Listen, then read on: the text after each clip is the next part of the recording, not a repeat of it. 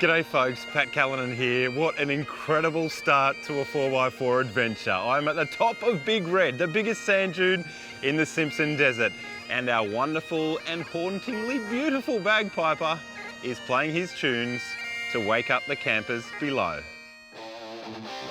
It's our final day at the Big Red Bash because tomorrow we're heading off across the mighty Simspon Desert. Joining me on this epic adventure is my good mate and colleague Wes Whitworth, who's on assignment for our publications. My eldest son Bill is also joining us for what will be his 4th crossing of the Simo. Not bad for an 18-year-old. Well, Wes, it's your first time out here in the desert. What do you think so far? He was hoping that you would believe it was me. This time, we're travelling from south to north along the Hay River track. If you're contemplating a desert crossing, don't move a muscle because you're about to see Australia like you've never seen her before.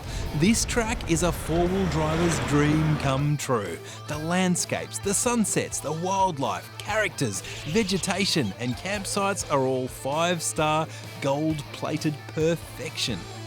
Cancel that holiday to Europe, cash in your tickets to the tropics. The best adventures are right here in our very own backyard. Our journey kicks off from Birdsville and tracks northwest to Popple Corner, where we head north past the Madigan's Camp intersection and onto Dingo Well. Then we cross the Tropic of Capricorn on our way to Baton Hill Camp, just short of the Plenty Highway. Four-wheel drive adventures can be dangerous, especially when you cross deserts. In a moment, I'm going to show you how I prepare, but first, let's hear some stories from our fellow four-wheel drivers. Halfway across the Simo, we found that the tank had actually been dropping onto the top of the diff housing on the bouncers and had ruptured a hole in the top of the diff. There was more mufflers on the road than you've ever seen in your lifetime than at a wreckers. But the rocks were like footballs. Stupid Mercedes having one of those thin tyres as a spare wheel. Our car's still out there. We have, at this point, no idea how we're going to get it back. We never thought we were going to see humans again. Once you break that sand, you're done anyway. So we tried our best and eventually we got out and 3 days later we got back to Birdsville. I thought I'm going to have to eat my wife. We were going to run out of food. Things got tense in the car, I can tell you.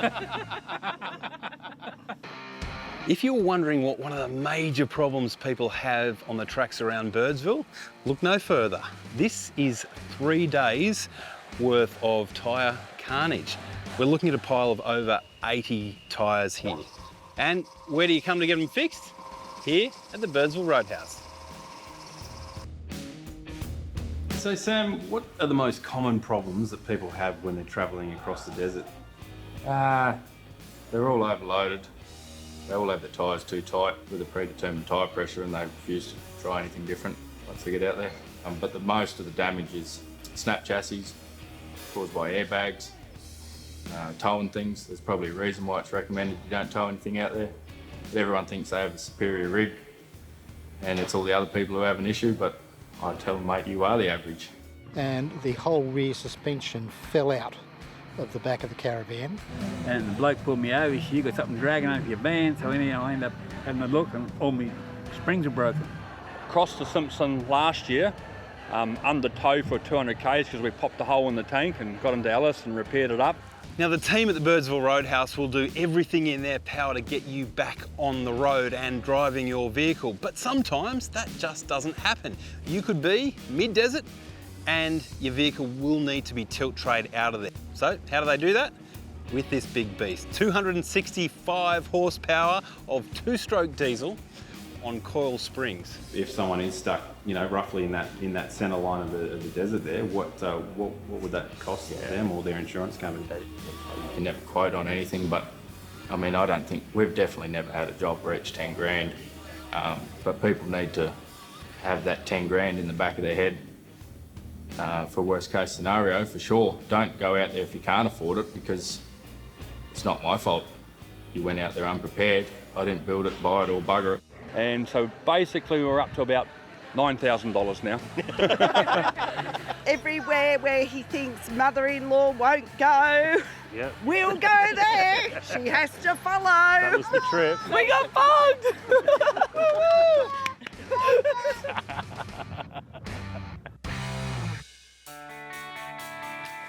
Preparing your 4x4 for desert remote travel is an art.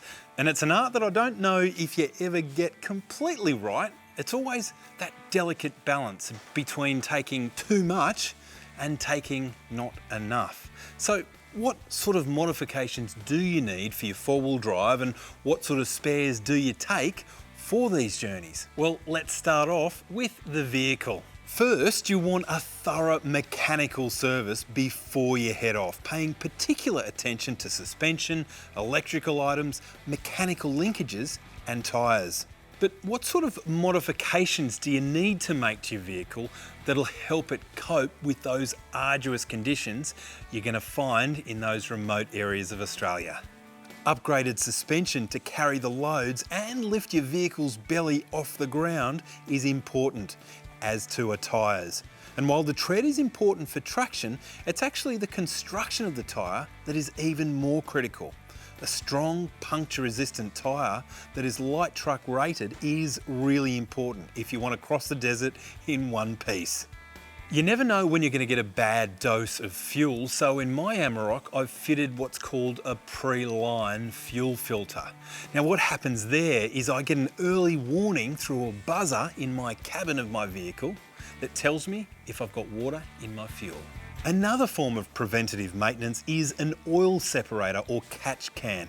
This will help keep your intake manifold clean and your engine running at peak efficiency. Spare filters are also really important, and most four-wheel drivers know to take spare oil, air and fuel filters. But in recent years, with my more modern vehicles, I've started to take a spare cabin filter as well. And I want to show you why. This is one of our old cabin filters, and you can see just how filthy that is. So that stops all this horrible stuff coming into the cabin. Now I want to show you what a new one looks like.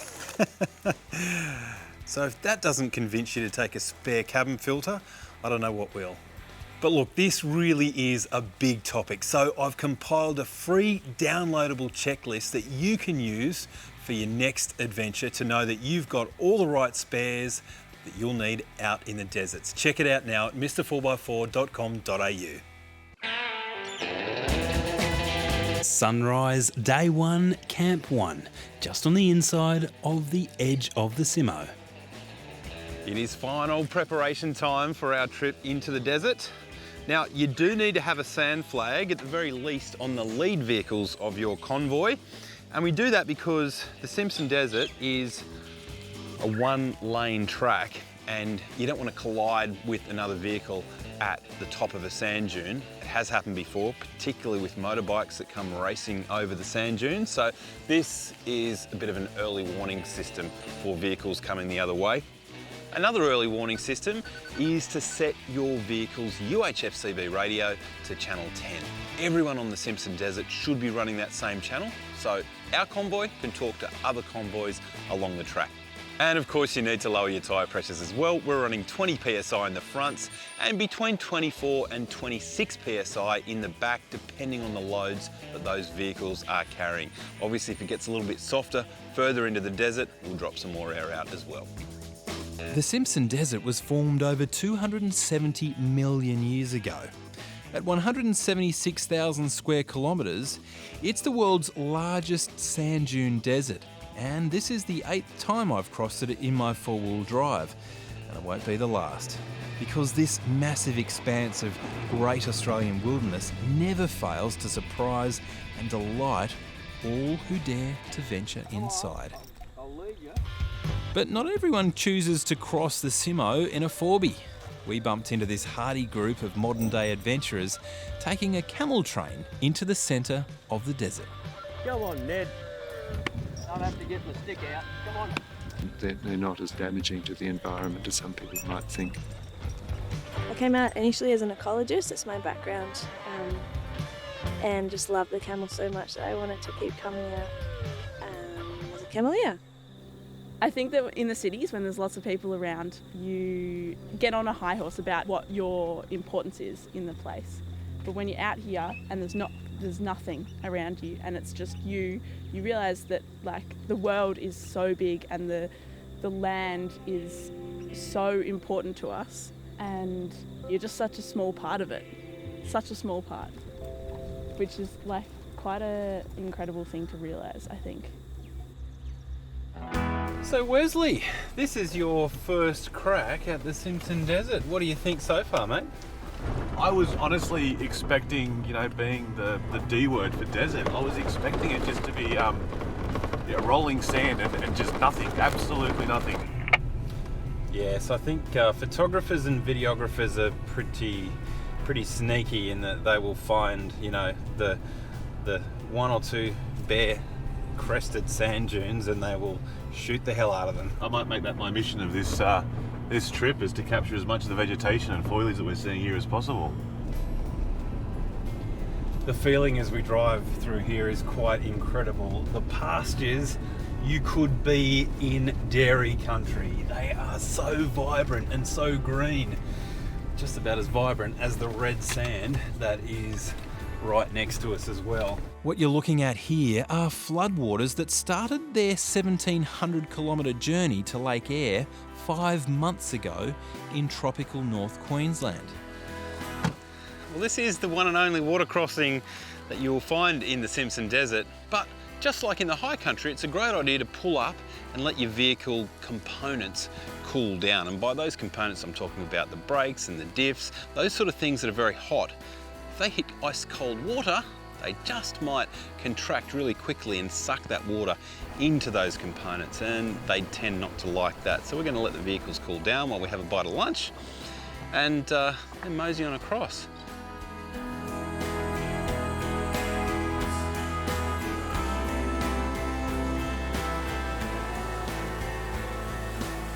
This section of the Simo is relatively busy. It's where several different routes across the desert converge near Birdsville. So be cautious of oncoming vehicles, like these guys. So what do you guys do at the top of the dunes? Do you go off to the side, or you just take it easy over the top? Or? This part of the desert we normally stick to the track, but as we get to the French line, the track starts to go sideways, we actually just go straight over. Go straight over, yeah. Good that the flags, they're very visible. If you see a pink flag, slow down or just peel off and let them come over. We can stop on the side of the hill, you guys really can't. Yeah. When you are cruising across the desert and you don't want to hit someone at the top of those sand dunes, you want them to know exactly where you are. So we have these wonderful little signs here, and it's pretty simple. This is called a call point. So we're at call point 6 right now. So we would simply say on our CV radio on channel 10, party of 3 heading westbound at call point 6, and then the other vehicles in the vicinity know which direction you're traveling and roughly how far away you are from them. Beats the heck out of mentioning your entire latitude and longitude. The key to a safe and comfortable desert journey really does all start before you leave home. What you pack in your 4-wheel drive is absolutely critical. Do you have the right communications equipment? Do you have enough water for your journey? Have you packed the alfoil for the spuds? And do you have that little security locking nut for your mag wheels in case you get a flat tyre? All these little dilemmas and many more can be sorted out with a well thought out packing list. Now, having been on the road for the last 20 years or so, often with the family, I've created my very own special packing list. It's worked for me over the years, and I reckon it'll work for you too.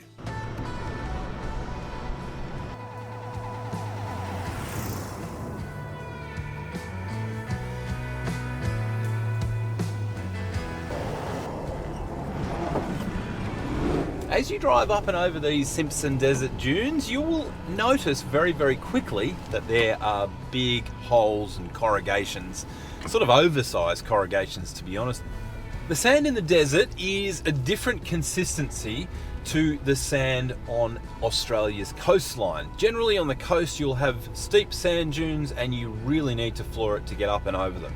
It's not the case on the Simspon Desert. The sand is easier to drive on. It seems to be kind of more compact. It's got a little bit more soil in the sand as well. It's really important in these locations to have what we call mechanical sympathy for your 4x4. You want to understand how it all works and you want to make it as easy as possible on that vehicle to get across the sand dunes. And in this case, it means driving at a pretty slow pace to allow your vehicle that smooth ride across the desert. And that should eliminate things like bent chassis, busted shock absorbers, and general overall wear and tear on your 4x4. The slower you go, the happier your four-wheel drive will be. The Simspon Desert was so named in the 1930s by explorer and geologist Cecil Madigan in honour of the South Australian president of the Royal Geographic Society, Alfred Simpson. Many of the more popular routes across the Simspon follow his surveys and travel latitudinally over hundreds and hundreds of dunes. But on this adventure, we're turning right at Popple Lake to follow the Hay River track, which most of the time runs parallel with the dunes. So less dunes to cross and almost no traffic. It's a totally different experience. Now, around these parts, Dr. Cecil Madigan gets most of the credit for being the first European to cross the Simspon Desert. But he wasn't the first, not by a long shot. It was Charles Winnicky that trekked this desert on foot up the Hay River in 1883. And he certainly did it on foot, literally. You see, he got halfway along and he lost one of his boots to the dingoes. So he was a one-footed trekker for the rest of the journey. The midday sun and flies can make desert crossings hard work, and out here there is little to no shade. So I'd recommend buying a good quality 270-degree awning before you leave. This is where we break from driving, have some lunch, and where Wes continues his photographic essay of life in the Simo, which includes a fried egg daisy and a rather amorous beetle. Apparently the desert's the place to do it. If you'd like to see more of Wes's photo essay, pop over to unsealed4x4.com.au and subscribe. It's absolutely free and packed with great articles, tips and advice to inspire and guide you towards your next four-wheel drive adventure.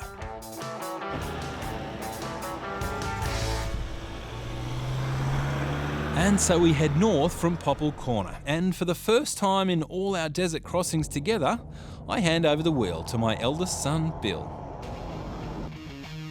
So Bill, someone finally handed the reins over. That's it. Finally in control. It's good. It'd be nice if you actually make a decent speed across the desert this time. It's funny you say that just as I get bogged. Back history challenge.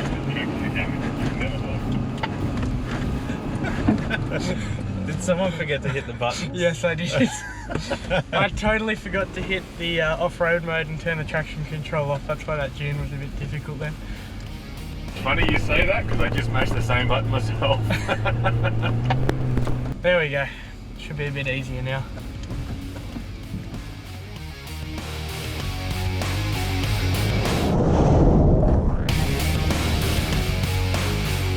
Out here, you can set up camp pretty much wherever you want, but a lot of the Simo is a national park, which means you can't collect firewood. So bring your own, or here's a great alternative for cooking, a Snow Peak charcoal grill. Now you might also note that I'm wearing a big goofy glove. Well, that glove happens to be quite fireproof. They are really handy around any campfire scene. The last thing you want to do is to get some serious burns when you are out in the bush. Now, one kind of 8-kilo bag of charcoal will probably last you around about possibly 8 days. So that's a pretty good trip across the desert. That's because after cooking, you put the coals into water so they can be reused the next day. While these steaks are cooking beautifully, I'll give you another couple of tips. Important to carry some of this hand sanitizer on your travels. The problem is when you're camping, you often don't have good, fresh, clean water to scrub your hands with. This stuff does pretty much the same job, and it'll stop you having a case of the trots while you are on the road. Check out my swag over here. This is another tip that I really like. It is having some sort of a ground sheet next to your swag. You see, the ground in the desert is often full of bindies, cat's eyes, all sorts of nasty stuff. But if you have one of these ground sheets set up right next to your swag, you can climb out of your swag at any time, throw your shoes on, and off you go. Speaking of shoes, dingoes are all through the desert and they love shoes. It's like, I don't know, beef jerky to them. So always pack your boots or your shoes inside, and then they'll still be there in the morning. No sooner had we finished our MasterChef quality dinner and turned in, and a surprise visitor dropped by, looking for some shoe-flavoured beef jerky. Not a dingo, but just as hungry, no doubt.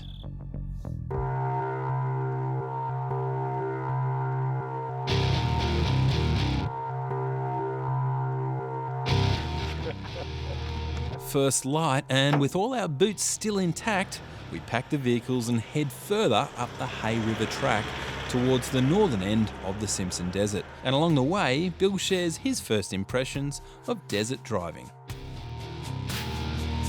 Something I've picked up on driving these outback tracks is how you need to scan the road in front of you. I got into a really bad habit of only scanning right in front of the bull bar, right under the tyres, and it meant that I was flying into all these obstacles and washaways and stuff like that way too fast, and I didn't have time to slow the car up or put it in the right position. So a tip that I've learnt, something I'd recommend, is scanning the track in front of you, sort of 10-20 metres in front of the car.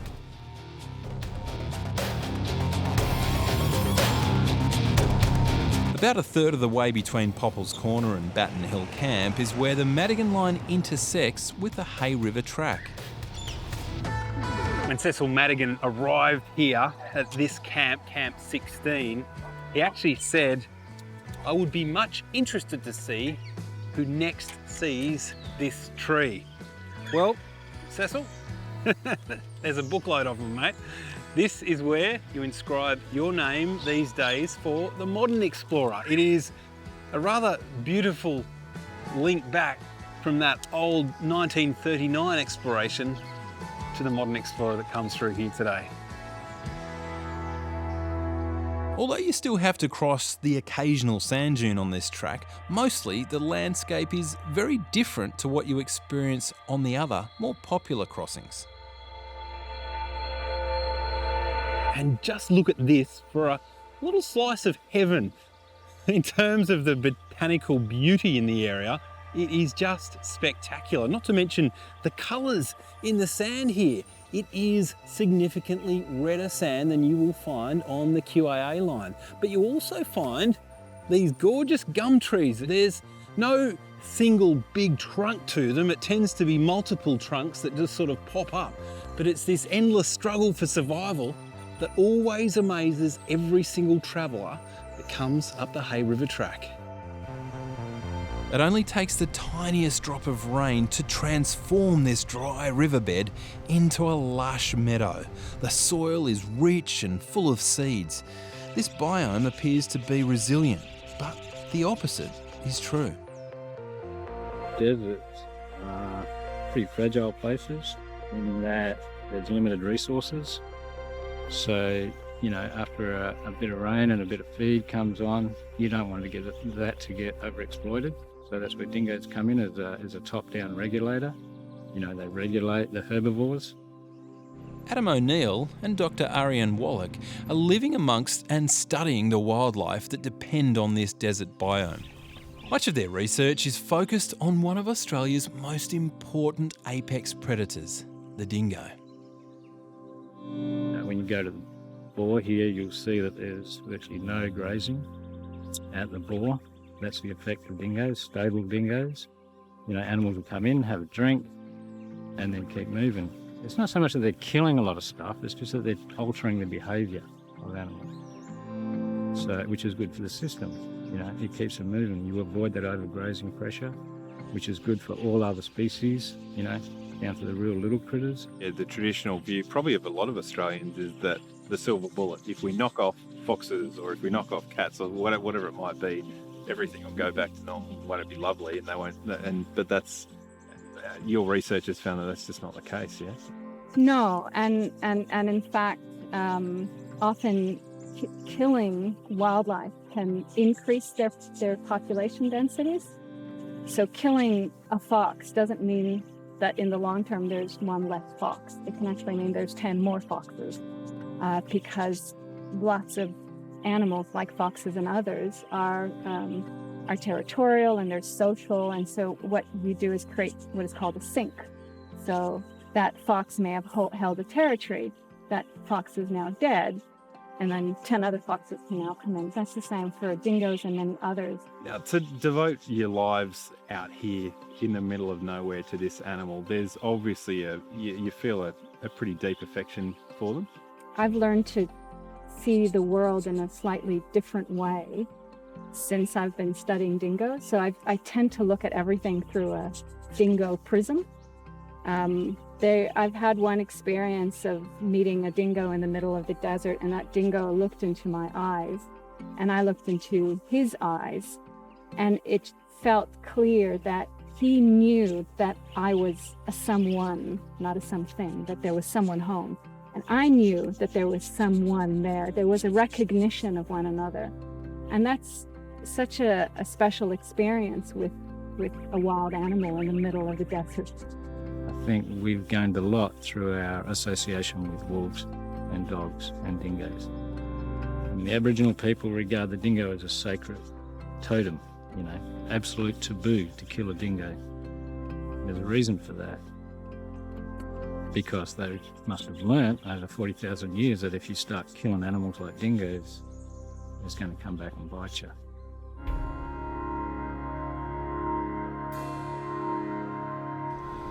You'd be amazed when you're out here in the desert just how slow it is to drive many of the tracks. On the Hay River, you're probably averaging between 18 and 30 kilometres per hour most of the time. So sometimes, it doesn't hurt to do a little bit of night driving.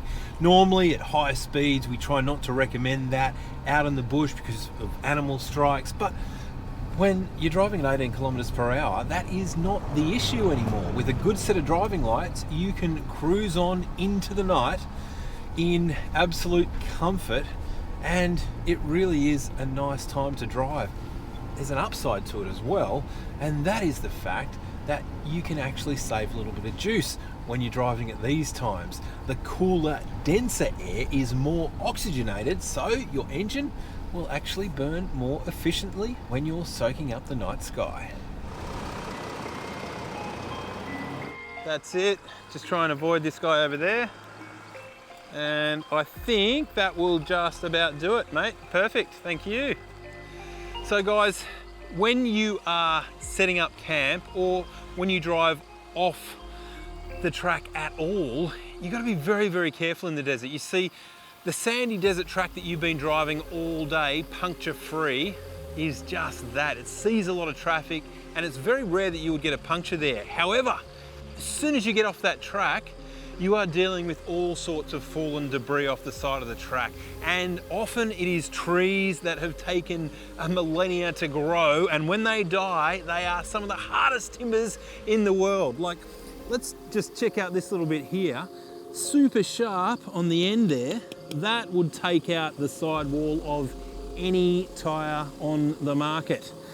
So take care if you're driving off the track. Out here, the night sky is crystal clear. You won't find a better place to take Astro Stills. Find any star that you can see on your screen. Move the box with your little joystick over to that. 20 seconds is about spot on. So you can go to 25 if you really need the light. Yep. If you go to 30, you take the photo, the stars will move enough that they will look blurry, even though they're not. It's just a very slight star trail you've just shot. Yep. Fire up a frame and see how we go. 2 seconds, and there goes the shutters. Cool. See how we went. Yeah, that's nice. That's awesome. It's a relatively gentle 55-kilometre drive over the Tropic of Capricorn, past Adam Range and onto Baton Hill Camp. We've long since left the national park and entered Aboriginal lands.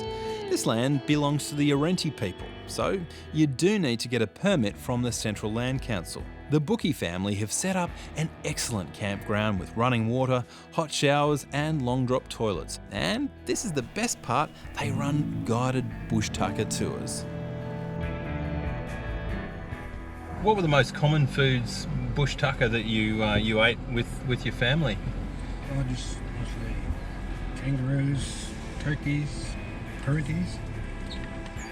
My guide, Cyril Dixon, tells me this time of year is good for desert fruit, bananas and coconuts, apparently.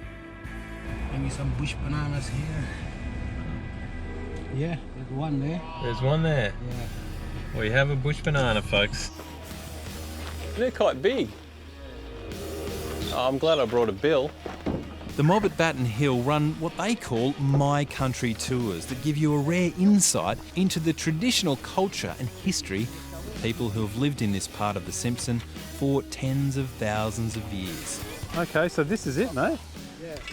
That's a beautiful looking little piece of fruit. You can eat the skin and everything. The bush banana is known around here as a lanqua, and apparently it can be cooked or eaten raw. Huh. So the seeds taste like peas. Like fresh peas, I reckon.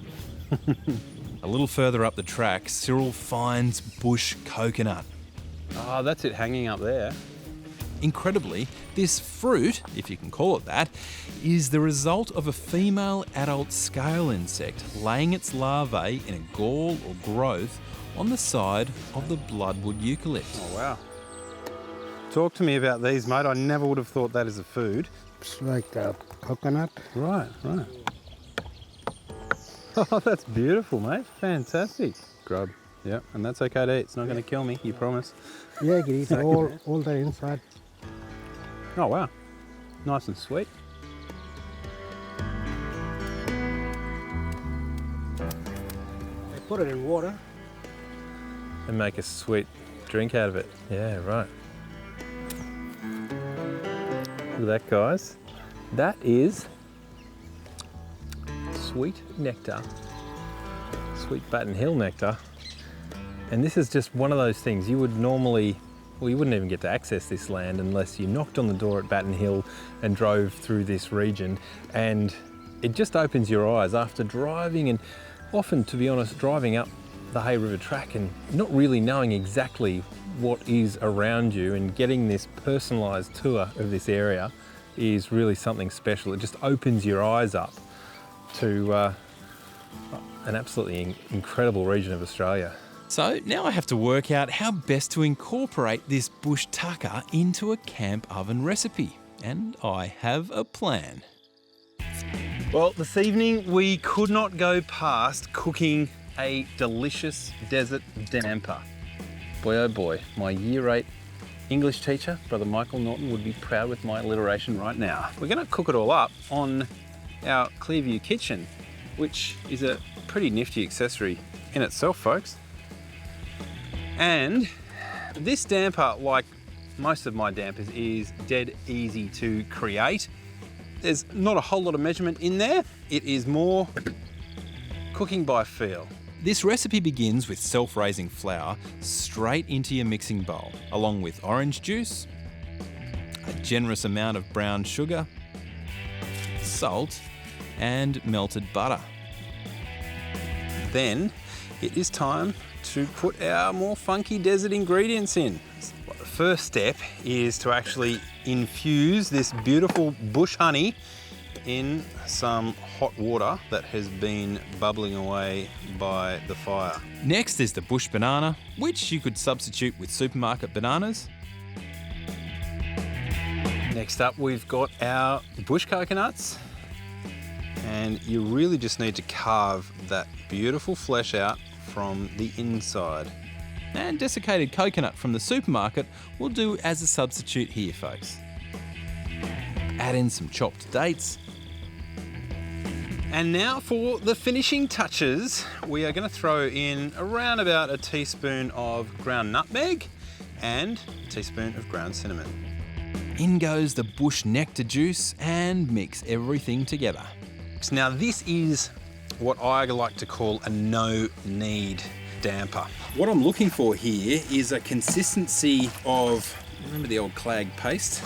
Now you pour your damper mix into a greased camp oven. And you've got to make sure you cook from the top down as well, folks. It is an oven, so some coals on top. And this should take around 20 minutes to develop a nice golden brown crunchy crust. Okay, let's see how this desert damper has fared, folks.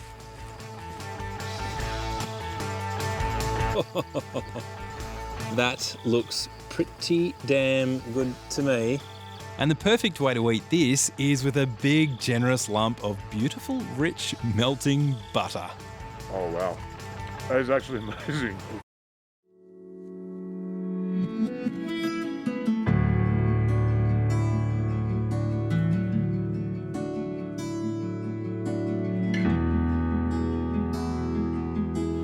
I really hope that we've inspired you to do your own Simspon Desert crossing. It is incredible. But probably the first thing you'll do is crack the map open and go, Pat, there is an absolute maze of tracks. Which one should I actually do first?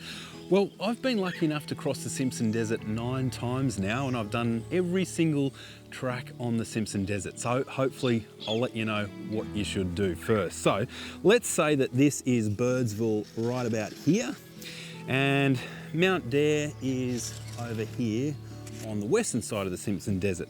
So probably the most common crossing that you will find and the most trafficked is the French line. It heads basically in a straight line over 1,100 sand dunes between Birdsville and Mount Dare, with a fantastic stop just around about here of Dalhousie Springs. The family will absolutely love swimming in these hot springs at the edge of the desert.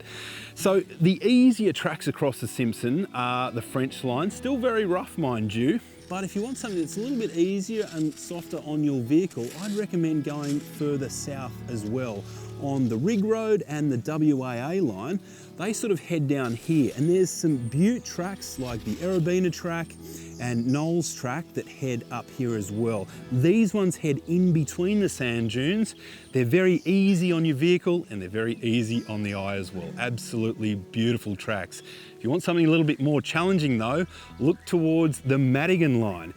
Not too far out of Birdsville, she heads up to the north and winds its way right across the desert. It is absolutely beautiful, but doesn't see a whole lot of traffic. And it doesn't end at Mount Dare. This one ends at Old Andado Station. It is incredible, but because it doesn't see too much traffic, it is one that you really need to be a little bit more prepared for. More fuel, more reliance on yourself, because getting out of here could be extremely expensive, so you need to be very, very self-reliant. I'd also put the Hay River track in that real sort of medium difficulty as well. So it heads pretty much north-northwest up through the desert and finishes up on the Plenty Highway. And because there's so few people on this track and you do need that little bit more fuel, that's why I'd rate this as a medium difficulty track. But if you want the holy grail of the Simspon Desert, well, you want to come around about here to the geographic centre of the Simspon Desert. This is one of the most difficult tracks on the Simspon Desert because I guess there is no track. You are actually going cross country. You're going over virgin sand dunes and down through the swales, and you are simply glued to your GPS trying to find your way to a dot on the map. It is extremely difficult and not for the faint-hearted, and do not try this if you are a first timer. Certainly start off on those easier tracks on the southern end of the Simspon Desert. Well, that brings us to the end of another incredible Simspon Desert crossing, one that I really hope that you can do one day yourself. And if you want some great resources, jump onto mr4x4.com.au, because we have put on packing lists, checklists, trip preparation tips so that you can get out here in your very own four-wheel drive and explore the real heart of Australia. I'm Pat Callinan, and until next time, keep the shiny side up.